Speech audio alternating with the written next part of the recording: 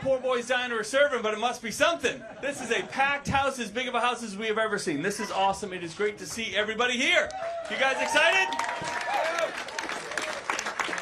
I tell you what, it is an amazing, exciting time, obviously, here in New Hampshire. We're obviously very proud of our first in the nation primary status. It is a nice little tradition we had. It is something we absolutely earned because we fill the diners, we fill the living rooms, everybody comes out, everyone participates. We put the candidates through their paces, to be sure.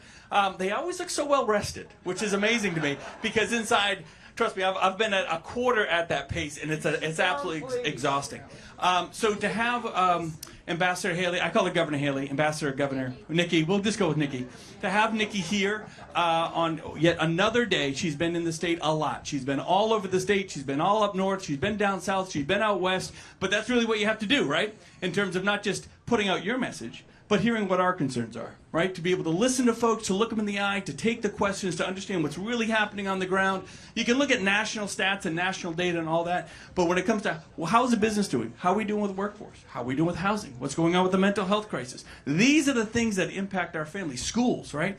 Where's the control in our schools coming? We obviously take a lot of pride with our local control here, but that means that our citizens have a lot of understanding of what is really going on in these classrooms. And so there's a lot that this state has to offer all of our citizens up and down the aisle in terms of where this country goes and kind of being that first filter. Now, we've done a great job with it. We've got 2-3 months, something like that. What is it? 3 months? Almost 3 months. We don't have a date yet. If anyone has any ideas on a date, we have a suggestion box outside. No, I'm just kidding.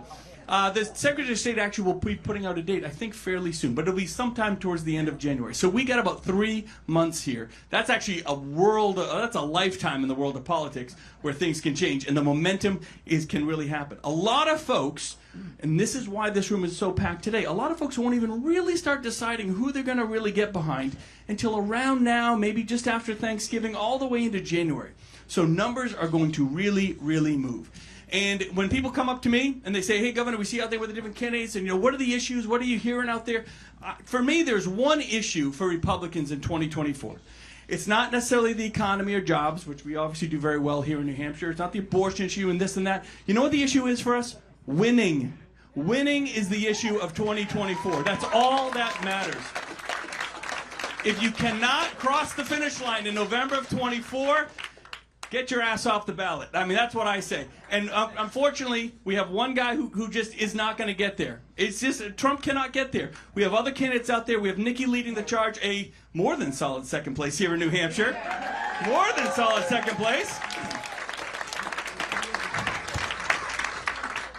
What Nikki has been able to do, I think, getting the whole country, not just New Hampshire, but the whole country excited. The first 2 debates were awesome. Absolutely monstrous.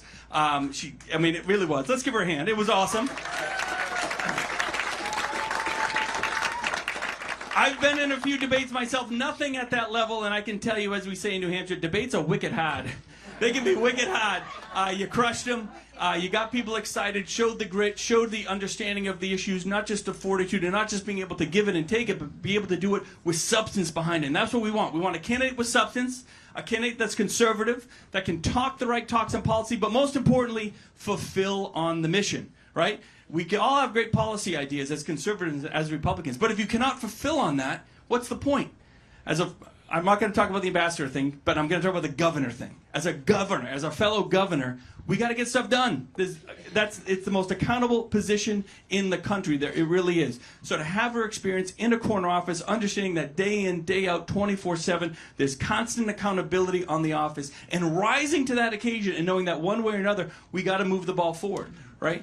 So that's the opportunity that we have, not just to have a winner in 2024, but someone that fulfills on the commitment, that conservative agenda that we've all been talking about, but boy, we've been dying for the last 8 years. So there's a lot of opportunity here. We're going to have a couple more, we're doing a couple more things today, right? You're going to be all over the state. We're going to be, where are we later on? Nashua. Oh, that'll be fun. Nashua will be fun. That's like monkeys in a barrel right there. It's great to have her here. We couldn't be more excited. The one and only, Nikki Haley.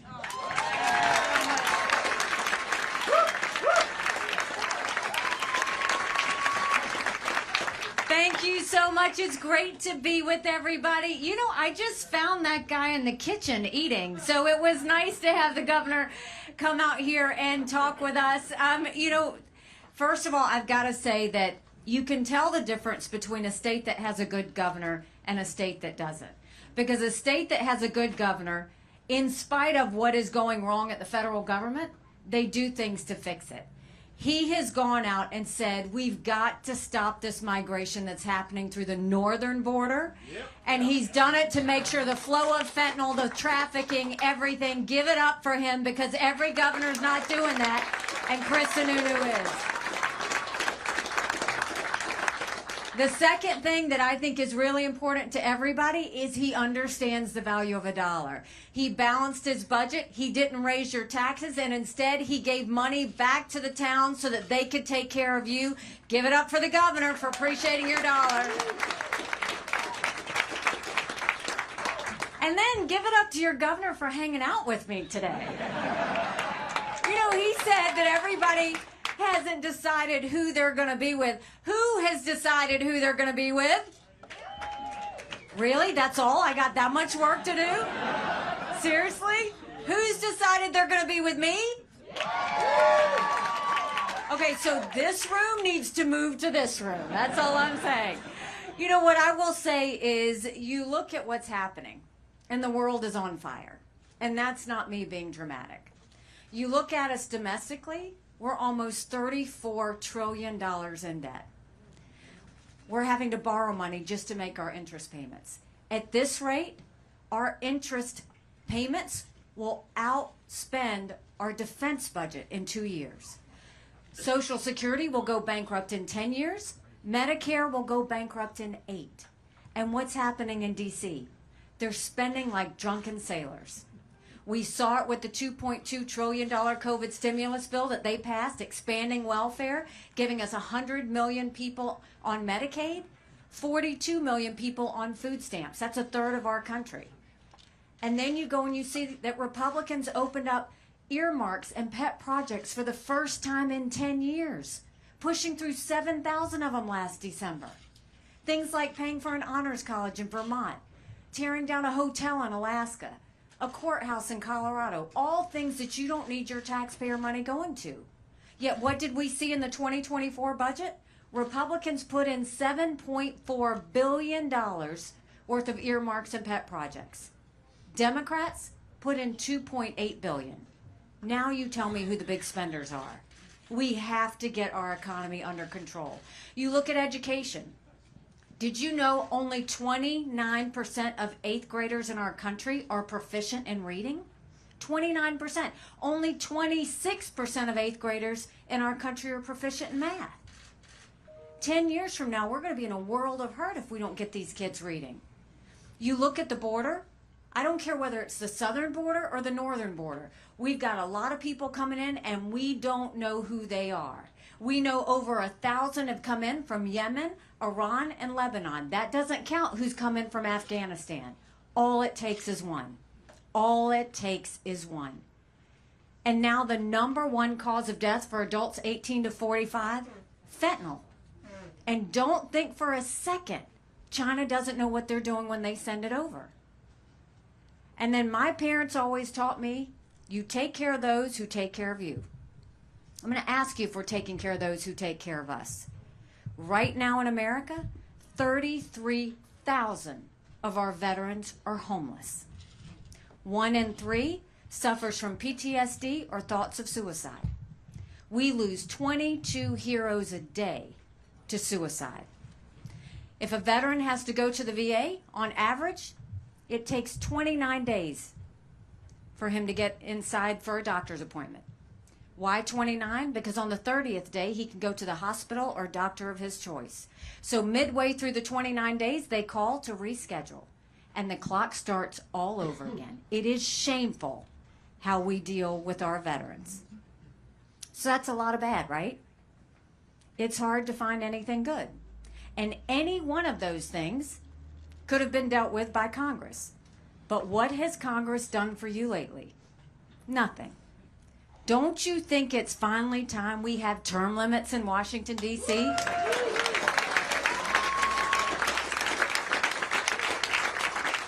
Don't you think it's time we do mental competency tests for anyone over the age of 75? tell you, I am not being disrespectful here. I am not being disrespectful. But think about this. The Senate is the most privileged nursing home in the country right now. These are people making decisions on our national security. These are people making decisions on the future of our economy. We all know 75-year-olds that could run circles around us. And then we know Joe Biden, right? We need to know that people are at the top of their game. We need to know that they're ready for the job. So now I'm going to tell you what I told South Carolinians when I became governor. No more whining. No more complaining. Now we get to work. How do we fix this? First of all, when it comes to the economy, let's claw back the $500 billion of unspent COVID dollars that are still out there. Instead of 87,000 IRS agents going after middle America, let's go after the hundreds of billions of dollars of COVID fraud. 1 out of every $7 was spent fraudulently. If 8% of our budget is interest, quit borrowing. Cut up the credit cards. You have to balance a budget every day. I had to balance a budget as governor. Chris had to balance a budget. Why is Congress the only group that refuses to balance a budget? We'll stop the spending, we'll stop the borrowing, we will eliminate the earmarks, and I'll veto any spending bill that doesn't take us back to pre-COVID levels. The next thing is we have to do more for our middle class because we are watching the rich get richer and the poor get poorer. And that's why we are going to eliminate the federal gas and diesel tax in America. We're also going to cut taxes on middle America. We're going to simplify those brackets so that we can get more cash in middle America's pockets. And then we're going to go to the federal government and we're going to take as many programs as we can and send them down to the states. What that does is that will reduce the size of the federal government and that will empower states to be able to decide to serve their people on their own. It gets rid of all the strings attached and it empowers you to be able to use your taxpayer dollars better. So those are the things that we know that we can do to take care of the economy. Then when it comes to schools, we have to get our kids reading again. We have to. We know that if a child can't read by 3rd grade, they're 4 times less likely to graduate high school. In South Carolina, we started holding our kids back. We brought in their parents. We did reading remediation plans, and we set them up for success. We've got to do that all over our country. We need to make sure no parent should ever wonder what's being said or taught to their child in the classroom. We need complete transparency in the classroom.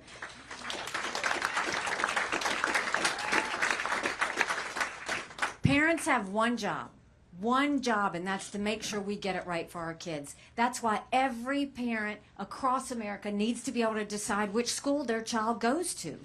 Every child deserves a good education, regardless of where they're born and raised. Stop mandating kids education based on a zip code. And then when it comes to the border, let me tell you, I was at the border. It's brutal to see what's happening. We have got to fix this trend and fix it fast. The first thing is let's defund sanctuary cities once and for all. We'll put 25,000 Border Patrol and ICE agents on the ground and let them do their job. And then we will make sure that instead of catch and release, we go to catch and deport. That's how we will stop everything that's happening on the border. And yes, we will take our special operations and allow them to eliminate the cartels and everything they're doing in Mexico. If Mexico won't do it, the U.S. will do it. And finally, when it comes to our veterans, you know, the media loves to show you the day that they leave us and the tears that are shed. And they show the day that they come home and the blessings of us getting our loved ones back. I'm the wife of a combat veteran. Michael deployed to Afghanistan. When he came home, it was a blessing. But when we actually went home, that's when life got hard. Michael couldn't hear loud noises. He couldn't be in crowds. Life had passed him by for the year that he was gone, and the transition was tough. We can't just love our men and women when they're gone. We've got to love them when they come back home, too. We've got to fix that transition process so that we can take care of them. We've got to make sure that they have telehealth so that they can get the mental health care they need right when they need it. They deserve to be able to go to the doctor or hospital of their choice. They have earned that right. And the way we're going to take care of veterans' health care, I think every member of Congress should have to get their health care from the VA. And you watch how fast that gets fixed. It's going to be the best health care you've ever seen, guaranteed. So we have the answers to the domestic side. Now let's talk about national security. Our world is on fire. Literally. You've got a war in Europe. You've got a war in the Middle East. We've got China on the march. And what's America doing? We're just being reactionary. You look at what's happening with Europe and Russia invading Ukraine. Here you have a pro-American country who was invaded by a thug trying to destroy their freedom. You look at the Middle East, and we all saw the images on October 7th. You saw babies beheaded, you saw bodies burned alive, you saw women raped, their bodies dragged through the streets. But what were they saying? Death to Israel, death to America. That's because there would be no Hamas without Iran. Iran gave that green light. And now you're hearing this story of, do we fund Israel or do we fund Ukraine? Don't get involved in that. Because you know what? America can never be so arrogant to think we don't need friends. You want to see the connection? This isn't just about a war in Europe. It's not just about a war in the Middle East. This isn't just about China on the march. When all of this happened, what's the first thing Putin did? He didn't call Netanyahu in Israel. He called and invited Hamas to Russia. And Hamas went on and said that Russia was their dearest friend. You have Russia and China who held hands and named themselves unlimited partners. And who's the biggest funder to Iran? China.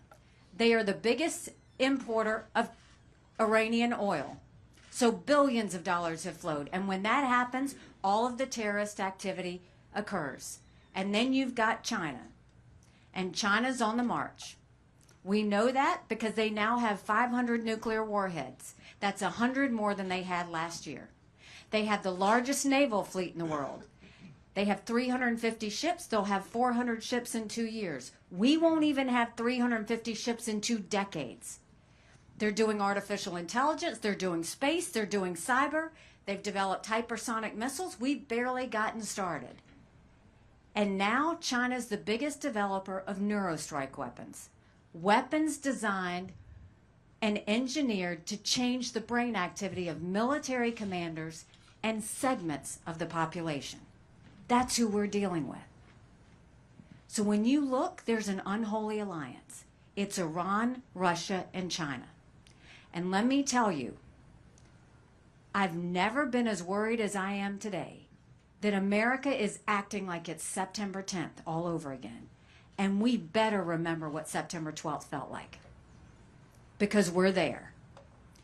And so what does that mean? You have to cut the heads of every monster that wants to destroy us. Why are Iran, Russia, and China in bed together? Because they all agree on one thing. They want to destroy freedom in the world, and they hate America. Israel is the front line of defense. Do you want to know why Israelis, for so long, wanted to support the Ukrainians? Because they knew that if this could happen to Ukraine, it could happen to them. Want to know who the biggest supporters of Ukrainians and Israelis are? The Taiwanese. Why? Because they know that if Iran wins in Israel, if Russia wins in Ukraine, they know that China will go and invade Taiwan.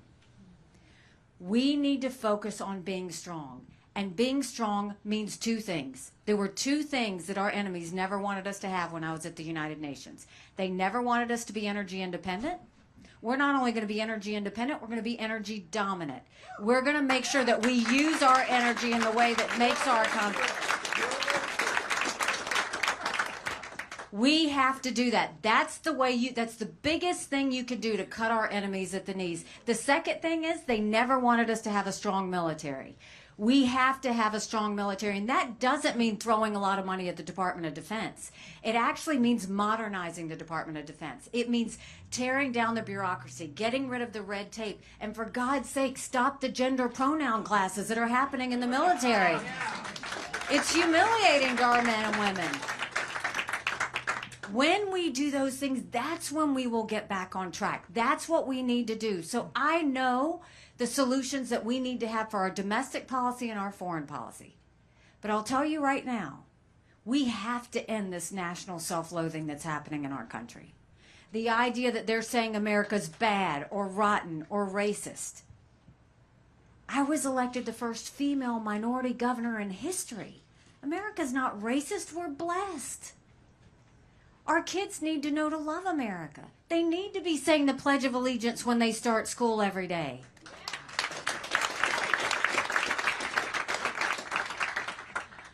You know, 4 months ago, I dropped my husband Michael off at 4 a.m. for another year-long deployment.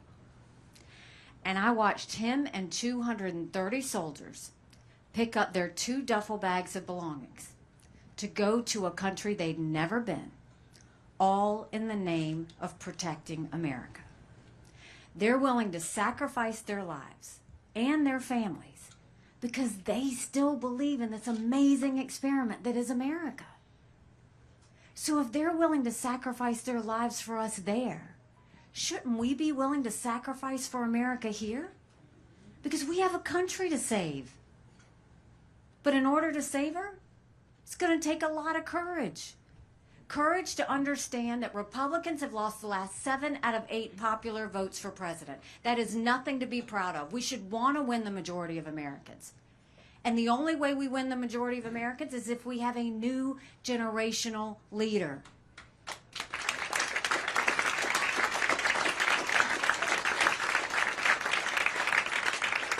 "75% of America is saying they don't want a rematch between Trump and Biden."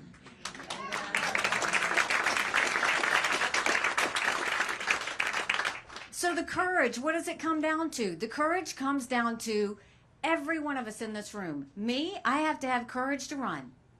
And I need every one of you to have courage and understand, don't complain about what happens in a general election if you don't play in this primary.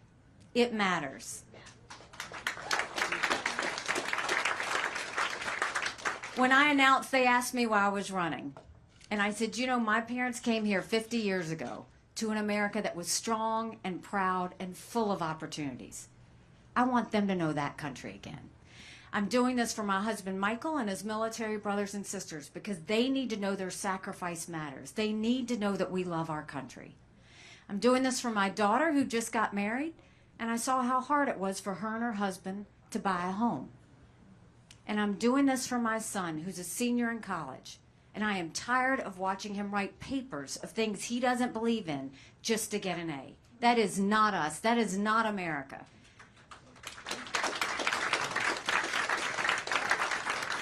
And for the first time, 78% of Americans don't think their kids are going to live as good of a life as we have. We can't be okay with that. I'm not okay with that. But what I'll tell you is this. If you will commit with me, if you will join us in this fight, I promise you, America's days are yet to come in terms of making sure that our best and brightest days are ahead. Thank you very much. God bless you. I appreciate it.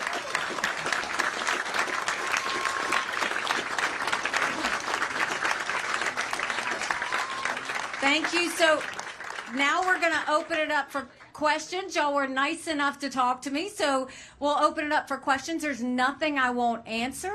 You may not like my answer, but there's nothing I won't answer. So I will start it off, just kind of break it up a little bit, and I'll start by asking the governor a question. Are you ready to endorse me yet?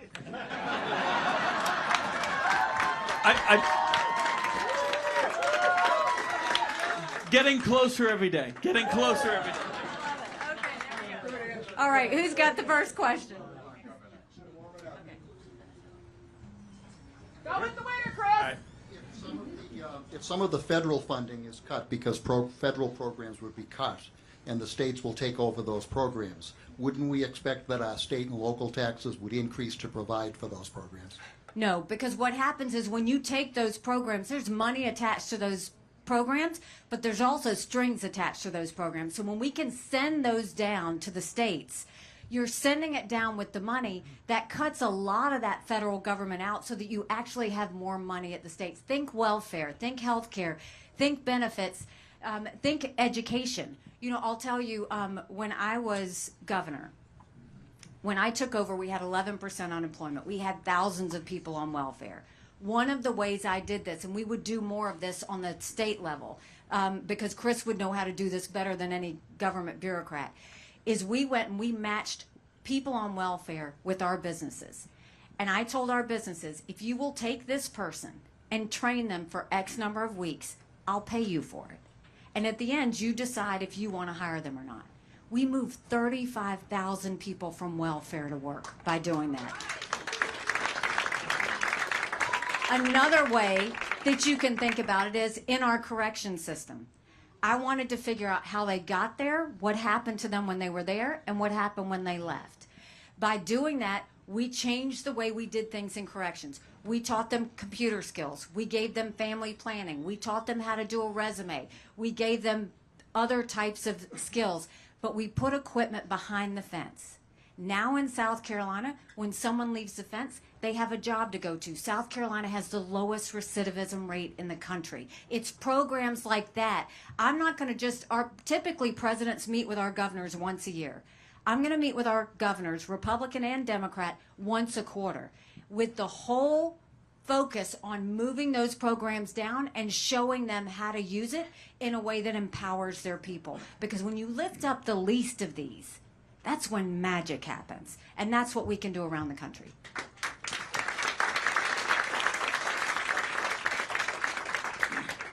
Yes, sir. You look great in that shirt, by the way. Thank you. So you gave it to me. As I go around and try to talk to people about you and evangelize for you, I come up with two questions. One, why you left the UN unfinished job. Two, your side, the right side of the attack ad against you right now about your role inviting the Chinese into South Carolina, which I know, but your answer to us now will help us defend when somebody comes up and says something about that. Absolutely. And first of all, when you think of a presidential election, or at least the way I look at it, it's about relationships and trust, right? You need to be able to trust the person that you're electing. So first I'll tell you, it's amazing to me because it's only politicos that question why I left the UN after 2 years. It's also why I believe in term limits. People think you have to stay forever and that makes you a great politician. In the 2 years I was there, we moved the embassy from Tel Aviv to Jerusalem, and I fought and was able to make sure that we did that on the world stage. We literally got ourselves out of the Iran deal, and we fought to pass the hardest sanctions against Iran. I negotiated with China and Russia to pass the largest set of sanctions in a generation against North Korea, and we stopped them testing ballistic missiles. We did an arms embargo with South Sudan. We did multiple things. When you are done, the true test is knowing when to leave. It's not knowing how long you can stay. It's knowing when to leave. I got a lot done. And I knew, okay, when you get it done, you step away and you let someone else fill in. That's what I did. I won't apologize for that. The second thing is, you know what? God bless Ron. I mean, Ron has literally spent millions on ads that have been considered, literally claimed false from anyone from CNN to Newsmax. Every one of them have claimed them to be false. Did we recruit Chinese companies? 10 years ago, yes, I recruited a fiberglass company. What's his excuse? He did it 6 months ago. So what? If you kick, I kick back. Look, what we need to understand, there's not a governor now or in the past that didn't try and recruit Chinese companies. There's not a household in America that doesn't have Chinese products. The goal is now. What I saw at the United Nations when I dealt with the Chinese every day, they are on a mission.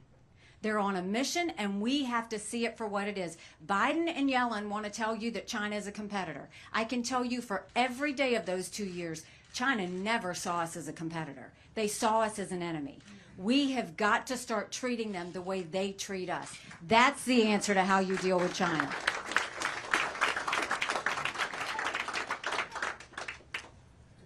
Other questions? Who's got the microphone? I'm right over here, ma'am. Okay. This gentleman right back here. Thank you very much. Oh, sorry. There we go. Do I hold it or you got it? Very good. They don't want you to run off with the microphone. I That's know, what it I is. know. I've tried it. So first of all, very nice to meet you. Nice My name to is meet you. Elijah Antunes. I'm actually a college student in Massachusetts. So here's my question for you. A lot of my peers are getting their information from TikTok, believe it or not. And we've seen on college campuses a rise in anti-Semitism. We've seen a lot of violence and a lot of radicalism. And as you know, an immigrant family myself, I know that we appreciate America, and a lot of people are now not doing that. So do you have a plan to regulate TikTok? Do you have a plan to ban TikTok? And how will you promote good information? Well, first of all, welcome to New Hampshire. No, I'm glad you came. This is what I'll tell you. I have long advocated, and I will continue to say, we have to ban TikTok. Why do we have to ban it? So when you see that your kids are on it, what is the problem with TikTok? It's just social media, a bunch of people dancing, right? It's not. When you download that app, they have access to your camera. They have access to your microphone. They have access to your financial information. They have access to your contacts.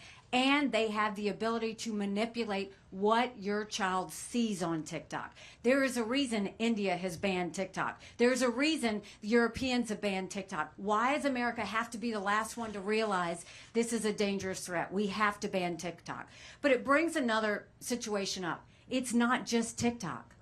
When you look at social media and what's happening, don't underestimate the tie between social media and these protests that are happening on college campuses everywhere. I have said over and over again, one of the first things we have to deal with is the big tech giants. And they have to understand we want to see all of their algorithms. Why do they push what they push? Let the American people see what those algorithms are so we know what they're doing. The second thing is every person on social media needs to be verified. We need to know exactly who they are, and they need to show their own name. Why? It's a national security threat. There are Russians, Chinese, Iranians, and North Koreans on social media right now trying to divide America. They know it works. It is a weapon that they use on us every day. Think about what's happening on these college campuses. You have pro-Hamas protests. What does Hamas say? Death to America. It's not freedom of speech when you're promoting violence. We don't have freedom of violence. And that's exactly why, one, I have said we have to change the definition of anti-Semitism to include anti-Zionism. Israel does have a right to exist.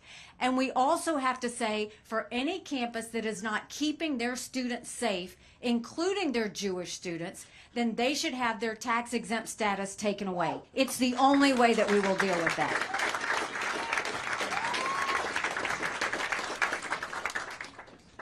Okay. Yes.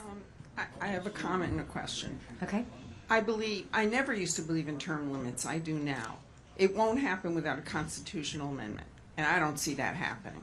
However, I don't think you need an amendment to institute term limits for federal judges, from district court to appellate court to the Supreme Court. I think that should absolutely be term limited, 20, 25 years at the most, or age 60, 75, whichever comes first. My other comment has to do with immigration. There's a lot of immigration that comes across the northern and southern border. There's illegal immigration that comes through the airports. I don't know how you stop it. I don't think military might is necessarily the way to do it. But I also feel there needs to be immigration law reform. In 2013, there was a perfectly good bill that passed the Senate, was blocked in the House by the Freedom Caucus. John Boehner would not bring it to the floor because he knew it would pass. We are so far behind the times. It's not only immigration law reform, it's taking the border, putting enough judges on the borders so the cases where people are claiming asylum can be adjudicated in a timely manner.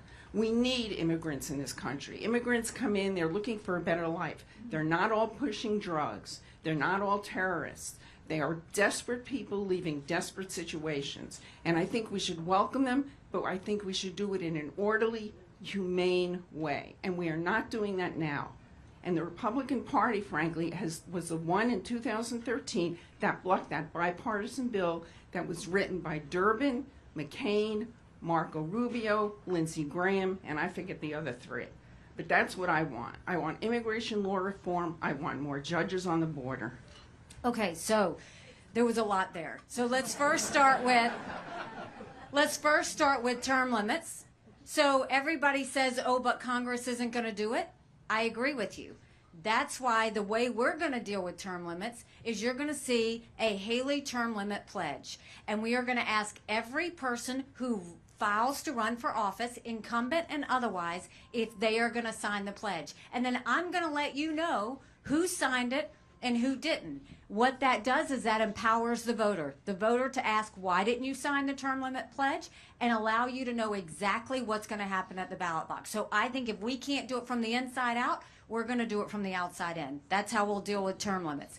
When you talk about the border, I know there's religious persecution that happens. There's, my husband, when he was in Afghanistan, there were 2 interpreters that kept him and his unit safe. And when he left Afghanistan, one of the things we did was we fought to get those 2 interpreters here because we knew they'd be killed if they stayed. There are reasons that we do bring people here for if we think they're going to be persecuted in some way. And we have a system for that. And that system includes that you make sure they're vetted properly, and they have to go and show that they have a sponsor that's going to take care of them until they get a job, all of that. What's happening on the border now is a free flow. That is not okay, because all it takes is one person to give us another 9/11, and there's no proof, so that border has to be closed. And the best way to do that is to go back to that Remain in Mexico policy, where they never even come into the U.S. to start with, but that they have to stay in Mexico and process. So I'll tell you, Trump had a massive border crisis too. I don't know if you remember that. And when he did, and I was his UN ambassador, I was on the ground in Honduras and Guatemala, because that's where a lot of them were coming from. And what we knew is the people were fleeing because of drugs, gangs, and trafficking. So what we did was, when I was on the ground, we knew that they didn't know how to deal with the gangs. So the U.S. sent military there to train them on how to deal with gangs. We put drug boats on the water to keep the drugs from coming. But we told them in Honduras and Guatemala, we will do this, but only if you keep your people here and process from here. That's what stopped that flow, was that we went to the core, we went to the very original site of where they were coming from. Now, when it comes to legal immigration, it's a broken system. It shouldn't take someone 10 years to become a citizen. So, but what we need to do is reform it. So for too long, Republican and Democrat presidents dealt with immigration based on a quota. We'll take X number this year, we'll take X number next year. The debate is on the number. It's the wrong way to look at it. We need to do it based on merit. We need to go to our industries and say, what do you need that you don't have? So think agriculture, think tourism, think tech. We want the talent that's going to make us better. Then you bring people in that can fill those needs. That way you're actually emboldening your economy. Yes, the fabric of America is legal immigration, but let's get the right ones in that are going to make America better. Right now, Joe Biden just gave temporary status to 500,000 Venezuelans. First of all, we know Iran has Hezbollah there in Venezuela, so we don't know which ones are terrorists. 2, that means 500,000 social security numbers and driver's licenses that are now here, not because they can fill a certain job, but just because he felt sorry for them.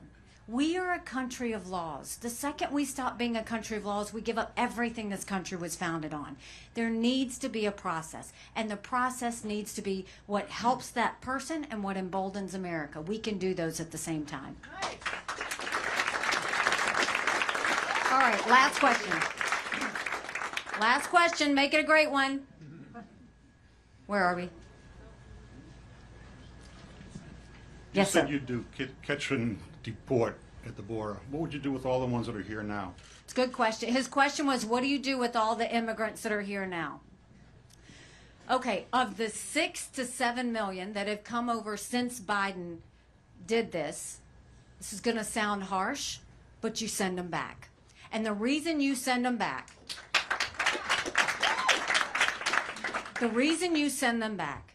is because my parents, they came here legally. They put in the time, they put in the price.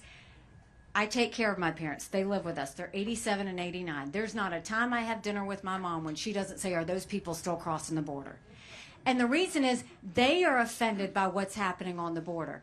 And when you allow those 6 or 7 million to come, all those people who've done it the right way, you're letting them jump the line. What are you saying to people? Because guess what? If you let them jump the line, I can tell you what's going to happen. All of those Venezuelans that just got temporary status, all of those people who just were allowed to jump the line, they're going to text and call their family members and say, look at what just happened, and then more are going to come. So you have to do that. For the rest of them, all the others that we know have been in this country a long time, we need to divide it up. We need to divide it up based on those that we know that have been paying taxes, that have been doing what they're supposed to, that have been working, and then we need to divide it up on those that are feeding off the system. And then you go and you separate them out. If they're feeding off the system, you send them back. If they're actually trying to be productive and have a job and have a record that we can look at, then we can look at what happens. What I will tell you Congress is going to want to do is talk about DACA. And DACA's those kids, and they want to make sure that the kids that were born here, what happens to them. This is what we tell Congress. You want to talk about DACA, you do immigration reform, and then we'll talk about DACA. It's not the other way around. You got to have the carrot and the stick.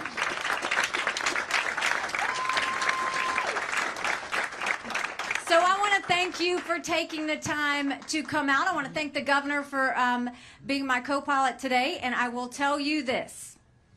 We are 75 days from an election. And I trust you. I trust you. I trust that you know that the world is on fire. I trust that you know that we can't live with an economy the way we are. I trust that you know that we've got to get our kids reading. And I trust that you know that it is time that we have a governor and someone who has foreign policy experience to deal with the issues that we have going forward. So if you like what I've had to say today, go tell 10 people. Go tell them to go to NikkiHaley.com. Go tell them to volunteer. Go tell them to contribute. Go tell them to become part of what we're trying to do. If you don't like what I've had to say today, shh. Just don't say anything and don't tell anyone you were here. God bless you. Thank you so much.